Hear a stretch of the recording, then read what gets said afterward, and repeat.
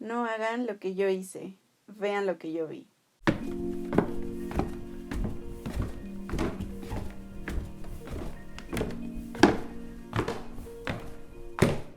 Hola a todos y bienvenidos a otro capítulo de Escalera Eterna. Mi nombre es Julio Cavalucci, soy integrante del equipo de servicio social en la Casa de Estudio Luis Barragán y me acompañan Gustavo y Fana, así que por qué no dejo que se presenten y Gus nos va a introducir el tema de hoy.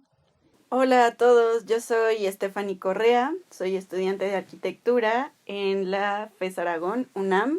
Hola, ¿cómo están? Yo soy Gustavo de Arquitectura en la Ibero y me da mucho gusto estar aquí con ustedes platicando una vez más de otro tema muy interesante, que si bien este tema no es como los pasados que habíamos platicado, que todos eran conceptos específicos del discurso del Pritzker, aunque no parece tan literal en el discurso, este tema es muy interesante porque por lo menos para nosotros fue algo que cambió totalmente la manera en la que entendíamos y estudiábamos a Luis Barragán. Entonces va a ser un gusto para nosotros compartirlo con ustedes y el tema es la Hacienda Citadina. Un poquito para empezar a platicarles qué tenemos en mente con esto. Todo surge por un viaje que hacemos a Guadalajara con todo el grupo de servicio social y pues algo interesante del viaje fue que no solamente fue a visitar a obras de Luis Barragán, sino que fue a visitar también obras de los contemporáneos de Luis Barragán, ¿no? Sus amigos, algunos que estudiaban con él y etc. Entonces, algo como lo platicaba Fanda en la frase del principio, nos ayudó mucho ver la obra de Luis Barragán, pero nos ayudó todavía más a entender un poco las referencias que él veía o sus contemporáneos lo que estaban haciendo, ¿no? Y pues es también la hacienda citadina porque surge en nosotros una idea o un cuestionamiento de pensar que en pocas palabras, pues como siempre lo platicamos, Luis Barragán es un arquitecto que supo sintetizar toda su vida, pues desde muy pequeño que vivió en Mazamitla, en esas haciendas, y supo hacer, pues se podría decir que una síntesis muy interesante de una hacienda, pero embebida en la ciudad, ¿no? Y bueno, para comenzar a hablar un poco del viaje, les platico rapidísimo la estructura que tuvo, que fuimos primero a Mazamitla, después a Concepción de Buenos Aires y después a Guadalajara. Y pues quería platicarles a ustedes, o más bien preguntarles, ¿qué fue lo que más les llamó la atención de esas experiencias? No sé, empecemos a hacer un diálogo. Bueno, pues yo quiero compartirles que justo siguiendo lo que Barragán dice en su discurso, de que veamos lo que él vio, se refiere a esto, que él sabe perfectamente la influencia que tuvieron los paisajes rurales, las formas de vivir, de habitar, y esto es a lo que, parafraseando un poco, es lo que quiere que entendamos justo para entender su obra. Entonces a mí me quedó bastante claro cuando estuvimos en Mazamitla y justo en este sentido me gustaría compartirles que a Regina, una integrante del servicio social también, y a mí se nos vino totalmente a la mente este sitio Comala, este sitio del imaginario, que Juan Rulfo nos lo describe perfectamente, pero que aunque es un sitio de fantasía, lo vemos totalmente materializado en estos paisajes rurales, en estos sitios que pueden existir en cualquier parte pues, de México, a mí me parece. Entonces fue muy interesante cómo hay un imaginario colectivo y bueno, creo que no sé cómo a ustedes les impresionó este paisaje, si sintieron algo parecido o qué piensan de Mazamitla puntualmente. Pues mira, yo más que platicar de Mazamitla, porque tampoco es que estuvimos tanto tiempo en Mazamitla, y que justo como dice Fana, o sea, es un pueblo típico mexicano que entra un poco en este imaginario de pueblo típico mexicano, pero creo que a mí un lugar que sí me impactó más fue Concepción de Buenos Aires, que es otro pueblito. Ni siquiera sé si llamarle pueblito, es como una pequeña población o agrupación de casas, edificios, que está como a una hora de Mazamitla, más o menos, ¿no? Sí, totalmente. En esta población hay una casa que es la casa de Rafael Ursúa, que es un personaje del que yo creo que vamos a estar platicando un poquito, que fue contemporáneo a Barragán, pues tiene una casa en Concepción de Buenos Aires que es como, sigue básicamente el esquema de cualquier casona mexicana de la época, ¿no? Es una casa grande con un patio central. Y ahí se ve como una influencia de las haciendas que habitó Barragán, que también seguramente Rafael Ursúa conoció y visitó. Y se ve una referencia mucho más bruta, ¿no? O sea, con elementos como más literales, que al final sí puede ser como un puente entre esa casa y la casa de Barragán, pero en casa de Rafael Ursúa se ve de una forma mucho más bruta, o cómo lo ven ustedes. Sí, también yo creo que afecta muchísimo el contexto, ¿no? Afectar no en el sentido negativo, sino que influencia muchísimo el contexto.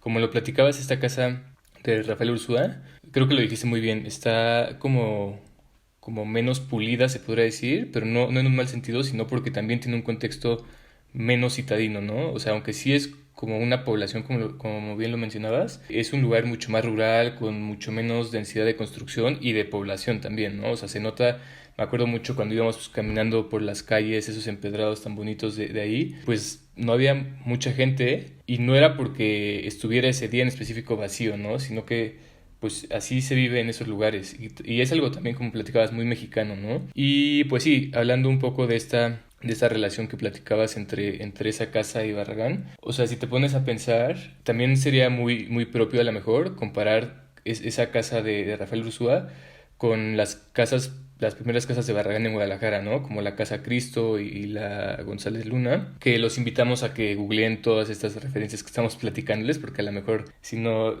los perdemos en algún punto. Pero algo muy interesante es que esas casas me parece que son más o menos de la época, a lo mejor un poco más tardías, pero si se fijan, las dos son o responden mucho a su contexto. Las de Barragán al estar pues adentro de Guadalajara, que a lo mejor en esos momentos no era la ciudad que conocemos ahorita, pero pues sí se ven casas un poco más citadinas, ¿no? Que las de Concepción de Buenos Aires. No, y que también de cierta forma responden pues a otra forma de hacer arquitectura, ¿no? Que literalmente es como componer un edificio con elementos arquitectónicos y estilísticos y que si comparáramos, ¿no? Como esas casas, sobre todo la Casa Cristo y la Casa González Luna, con las casas que desarrolló después Barragán, pues ya se empieza a depurar muchísima más estas formas. A lo mejor ya no necesita tener arcos árabes o tener, yo qué sé, ojos de buey o ventanas de este tipo, sino que ya se va depurando de cierta forma. Pero, pero interesantísimo, sobre todo también, y ahora platicando un poco de la obra de Barragán, ver los cambios que van pasando de casa a casa, ¿no? O sea, de Casa Cristo, que es la primera, a Casa González Luna, ya se ve un cambio importante. Y ya cuando pasas a Casa, por ejemplo, Orozco, que ya es otro tipo de edificio completamente, que sigue otro tipo de tendencias funcionalistas, quizás sería más comparable con otros edificios que tiene Barragán en la Ciudad de México, en la Colonia Juárez y en la Condesa, pero aún así se ve como una especie de línea, ¿no? O sea, elementos que aparecen en las primeras casas, aunque formalmente se puede decir que son muy diferentes, creo que en el fondo hay elementos como especiales, ¿no? Las escaleras o las azoteas, ¿no?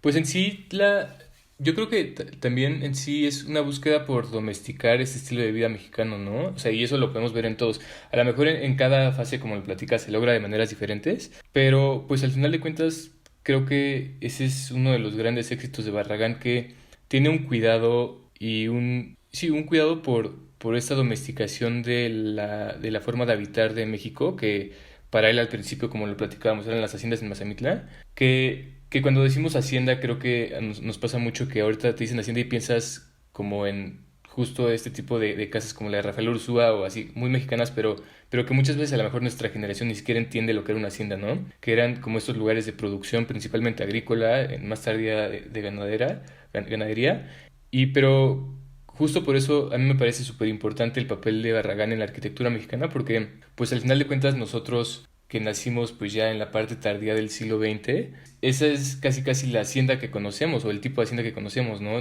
No nos tocó conocer mucho sobre las otras, entonces pues sí súper importante la influencia no solo para nosotros arquitectos o estudiantes de arquitectura, sino, o sea, en general, a lo mejor mucha gente de nuestra edad no se da cuenta, pero pues esa es la hacienda que conocemos, ¿no? Y a lo mejor no lo analizas normalmente, pero pues sí creo como un icono de vivienda importante. Total, y yo sí haría el hincapié en que es interesante porque Barragán no importa a la Ciudad de México, o sea, no importa un modelo de vivienda, sino que importa una forma de habitar, ¿no? O cómo lo ves tú, Fana. Sí, justo estaba pensando en una entrevista que le hacen a Ricardo Legorreta y él decía que Barragán en algún momento le decía, tú tienes que hacer un espacio bien y que lo demás no te importe. Bueno, esto es como también la interpretación que le da este personaje, pero creo que ahí se nota el detalle o la atención que podía ponerle Barragán a un solo espacio, ¿no? A un ambiente, no sé, pensando en la estancia justo ya de su casa estudio, Barragán en Tacubaya, como toda esta evolución que se ve en el estudio, cómo define los espacios y justamente lo acomoda todo, lo adapta, lo interpreta a su forma de habitar, ¿no? A sus costumbres, pues sí, a sus dinámicas. Y sí, comparto la opinión de que ese es de los éxitos en la obra de Barragán y también que puede llegar a ser pues puedes empatizar muy fácilmente, te puedes identificar con cualquiera de estos espacios. Entonces, pasando directamente a la casa estudio, yo quiero compartirles que uno de los lugares que más me llaman a mí, donde más me gusta estar, donde más entiendo la obra de Barragán, pero también es muy interesante esta casa porque Barragán vivió ahí 40 años, entonces no es como que vas solamente a ver el objeto arquitectónico, sino que también entiendes un poco a la persona, ¿no? Humanizas un poco a esta figura. Entonces, pues la cocina, este conjunto del comedor, la cocina, el desayunador, a mí me gusta mucho y hasta hace poco descubrí que me recuerda a un lugar en Michoacán, a la casa de mis tíos abuelos, que está en un poblado que se llama Ucareo, Michoacán, y que justo el programa arquitectónico de este lugar sería, pues, no es un zaguán, pero es un pasillo que te recibe y 2 habitaciones a los lados, un patio al fondo y de hecho había un baño al fondo también, lo recuerdo todavía. Entonces, bueno, a la derecha recuerdo que está esta habitación donde está todo en conjunto, la cocina y donde se come. Entonces, cuando yo daba tour en la casa, espero pronto poder regresar, que pronto regresemos todos y con suerte nos toque la hora de la comida porque esa cocina en casa estudio se sigue usando como tal, ¿no? Tienen que ir para enterarse bien de lo que pasa. Entonces huele a comida y te enteras qué está pasando ahí. Me recuerda cuando llegaba a la casa de cualquiera de mis abuelos, maternos o paternos. Ahí era donde se daban todos los encuentros, como que pasaba lo más importante en ese lugar. Y platicando con otros amigos, sí, una parte muy importante pues de la casa mexicana por muchas razones es este núcleo, ¿no? Entonces, es lo que a mí me pasa en casa estudio. ¿A ustedes les pasa algo parecido con la cocina o cuál es de los lugares con el que se identifican? Pues, no, definitivamente la cocina es algo que te remite a fuerza a una memoria porque pues entras y huele a chiles rellenos, ¿no? Entonces es muy fácil que te remita A chiles en Son nogada. buenos esos. o a chiles en nogada o en las mañanas también huele a hot cakes, pero pues obviamente eso sí te remite a una memoria, ¿no?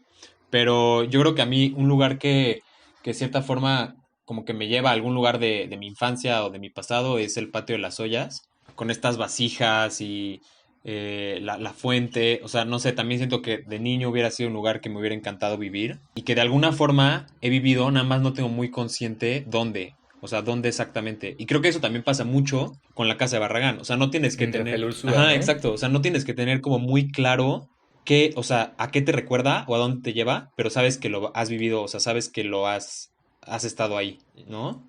¿Tú, Gus?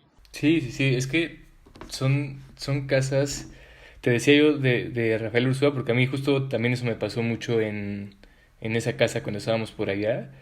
Y como lo dices, o sea, a lo mejor la casa de Barragán, la de Tacubaya, pues ya es obviamente algo que pasó por muchos procesos de modificaciones y pues un laboratorio como siempre se lo platicamos a las personas, pero sigue teniendo esta relación con la que cualquier mexicano se puede identificar, ¿no? Por mucho que los espacios sí son, pues, a lo mejor un poco más sofisticados o así, pues, básicamente es muy, muy mexicana.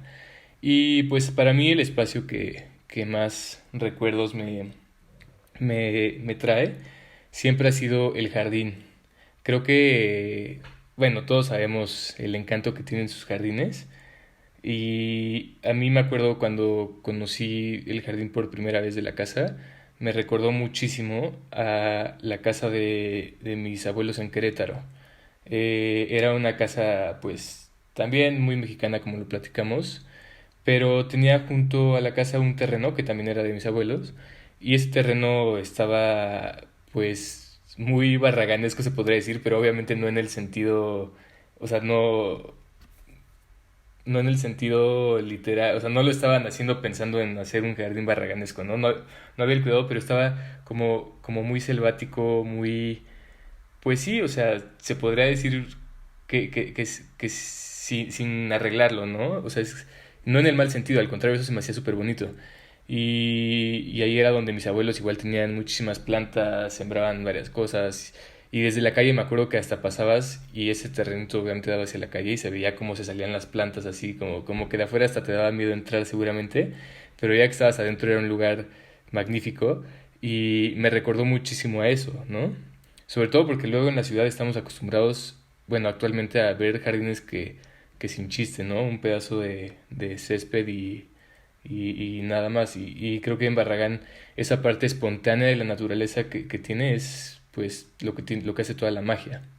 Y es que es justo eso, ¿no? O sea, probablemente tus abuelos son contemporáneos, bueno, no sé, están mucho más cerca del tiempo de Barragán, Más en el umbral de Barragán. exacto. Entonces, No lo había pensado de esa manera nunca. Pero sí, sí, sí. podrías, bueno, no sé si nuestro abuelo, pero podría ser, no sé, un tío abuelo grande, grande. Pues sería nuestro bisabuelo, Pues ¿no? probablemente, O no sea, sé. generacionalmente.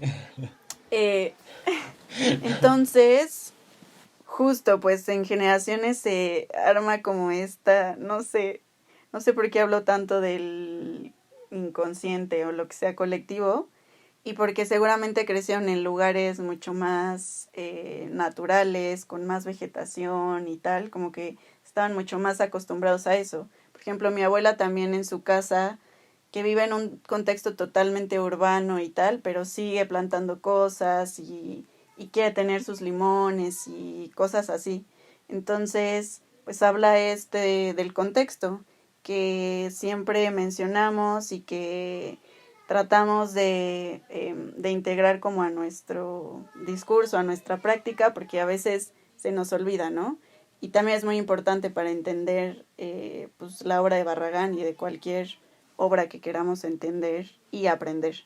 Entonces, pues quería hacer ese punto y... uh-huh. Sí, y perdón que te interrumpa. O sea, en Barragán creo que es súper claro esa parte de que todos los arquitectos proyectamos o diseñamos cosas con base en los estímulos que recibimos, ¿no? Como lo que conocemos. Entonces, pues en Barragán creo que es de los arquitectos que es más claro eso porque en sus obras ya más, pues sí, las obras más tardías que tiene, sí es súper claro las influencias del movimiento moderno que recibe tanto de los viajes como sus relaciones, etcétera.